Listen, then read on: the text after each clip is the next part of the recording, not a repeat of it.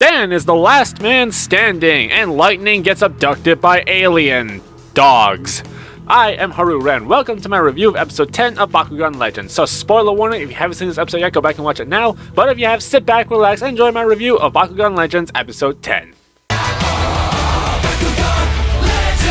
The first part is Clash at the Capitol. I don't think this is a good name to be airing in America.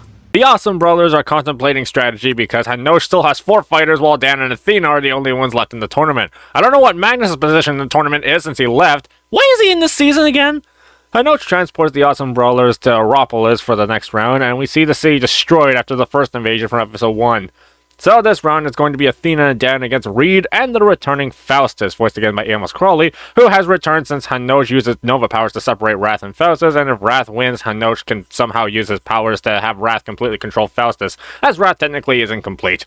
If Wrath controls Faustus, then the human and Bakugan power would be under his control, and pretty much no one can stop him from rolling out anytime he wants, I guess.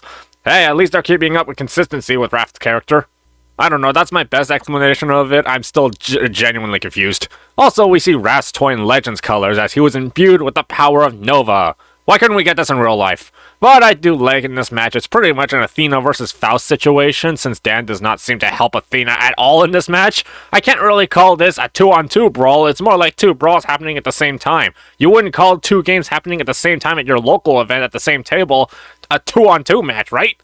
But Athena fighting Faustus and having her in the middle of the match constantly trying to get through to Faustus to try and get him to change back is a really good callback to their story arc that they had in Evolutions that was seemingly never finished. And the action animation in this episode is pretty decent. You've gotten stronger!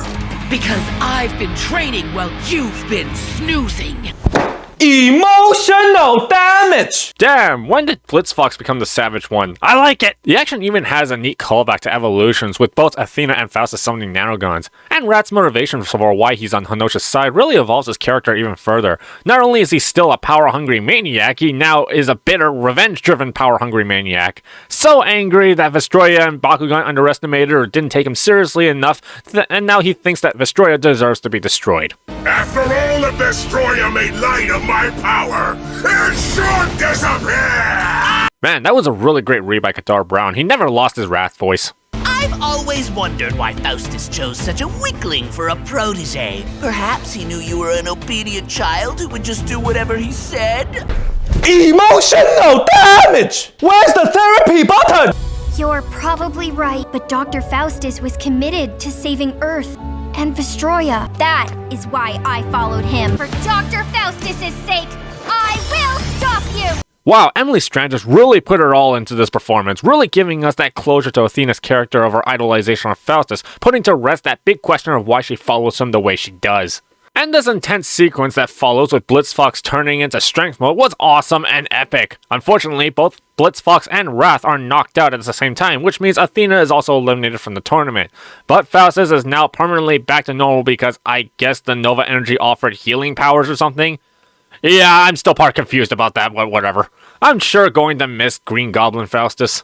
But Dan is still fighting Reed, and Villock just transformed into Babadrill and knocked Drago on his ass. But even though Drago is not out yet, Babadrill just turned back into Villock for some reason, which you can barely see because it's in the background of Reed's ugly mug. But how cathartic it is that Dan got Drago to finish off Villock with Nano Gear, as if the writers were like, hey, yeah, you remember G-Gun Rising? Yeah, that was a mistake, so here's Evolutions here saying, f*** you! The next part is Lightning's Odyssey. Dan and the Awesome Brothers are discussing how Dan can win the last 2 opponents, and Dan is not taking it as seriously as the situation calls for. Dan, you know, you could beat the second last person, but because Hanoj calls the shots, he could make the next match right after that one, and then he'll take you out really easily. Yeah, you're probably screwed, man!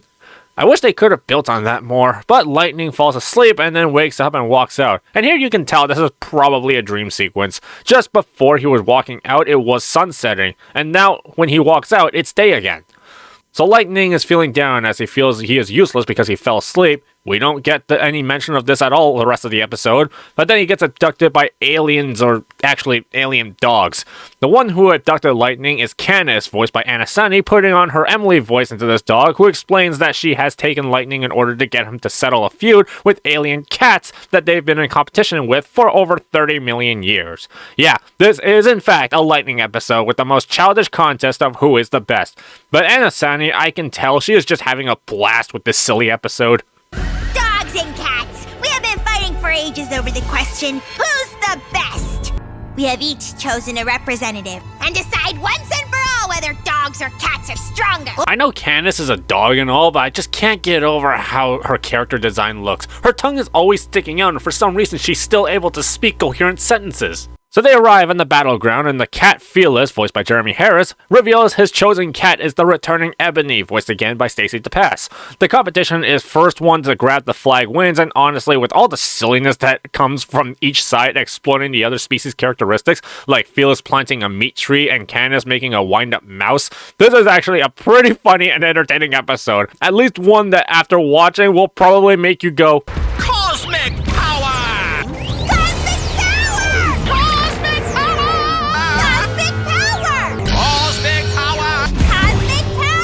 Cosmic power! So an exhausted Lightning and Ebony reach the top at the same time, so they decide to settle it with a brawl, which Lightning wins by using Nova Baku gear. Yeah, the brawl wasn't really anything special, it was way too formulaic. But Ebony uses the distraction to try and get the flag, but they both grab it at the same time, and the struggle from both of them causes them to fall off the mountain. The 30 million year struggle continues. This episode may be extremely goofy and probably has no reason to be here in the first place, but I do like how they ended it without having a clear decisive winner. This really seems like something children would actually argue about, and even though Spin Master's big money product is Paw Patrol, they don't pick a winner on this argument. So Lightning wakes up realizing it was all a dream, and hey, it's sunset again, so it totally was a dream, but oh no, the flag is on the roof and falls on Lightning to close the episode in a Looney Tunes ending. What was that? That was very strange. It was very weird. Peculiar. It was kind of amusing. Yes, it was rather funny. It was incredibly funny. I loved it. Hilarious! So, was this a dream sequence, or did this actually happen? Lightning actually fell from the roof onto the couch? If that did happen, where's Ebony? Wouldn't the Awesome Brawlers hear a huge crash on the roof? Details, guys! I need details! So that was Bakugan Legends episode 10. Let me know what your rating of the show was in the comments down below.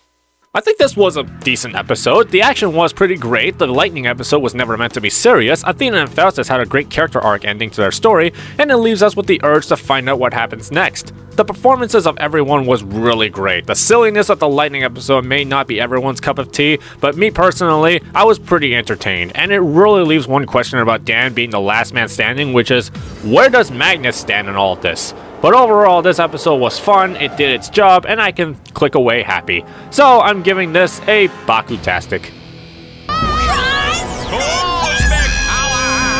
Thank you for watching this review of Bakugan Legends. Be sure to press the like button and give us a subscribe for more awesome Bakugan content. I've been Haru Ren, and thank God for Rapid Fire.